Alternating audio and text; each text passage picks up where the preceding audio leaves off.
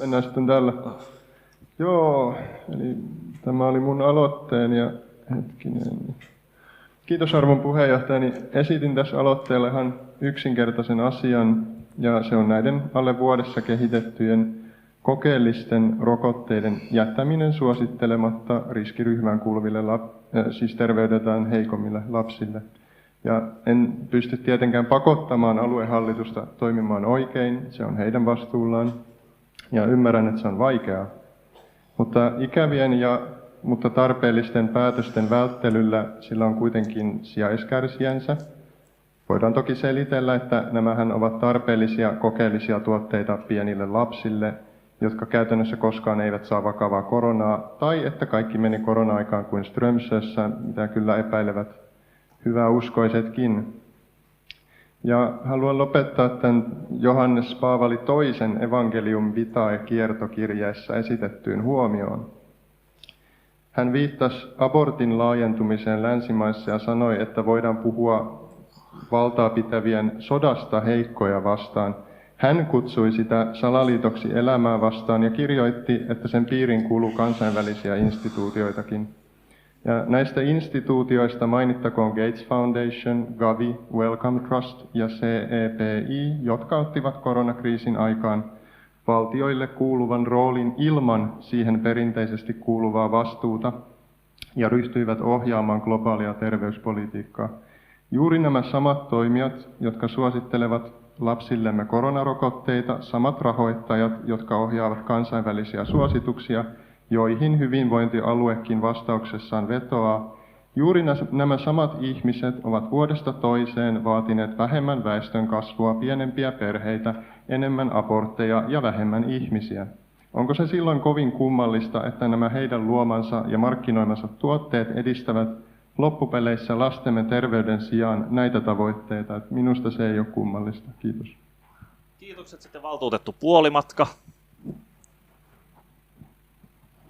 Sinne pylvään viereen mikkiä.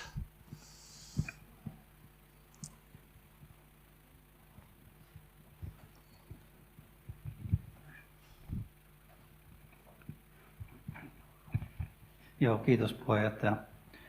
Hyvinvointialueen vastauksen mukaan suositus riskiryhmään kuuluvien lasten ja nuorten koronarokotuksista perustuu lääketieteelliseen näyttöön.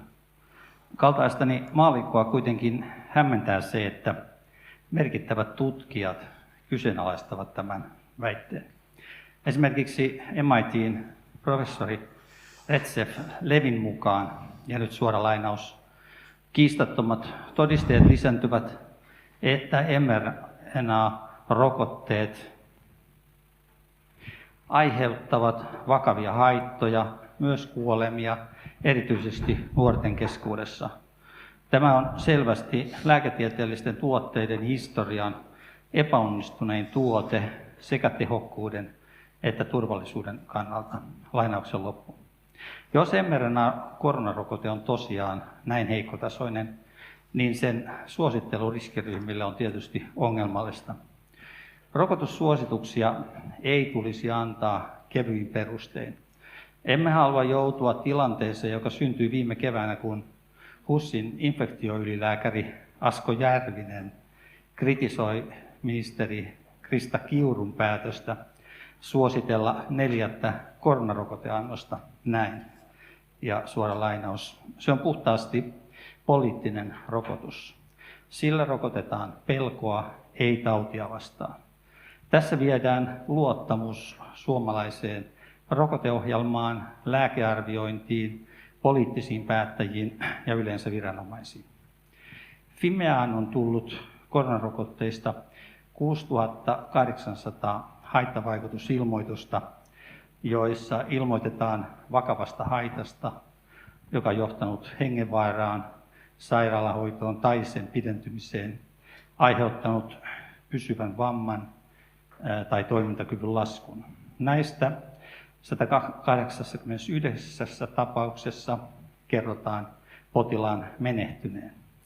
Lääketieteelliseen kuolemanselvitykseen perustuvan kuolintodistuksen perusteella arvioidaan 5 henkilön menehtyneen suoranaisesti koronarokotteesta aiheutuneeseen haittaan. Lisäksi 15 tapauksessa koronarokotteen on arvioitu myötävaikuttaneen henkilön menehtymiseen. 20 varmistetusta kuolemantapauksesta 15 on siis sellaisia, joissa henkilöllä oli jo heikko terveydentila ja koronarokote myötävaikutti kuolemaan.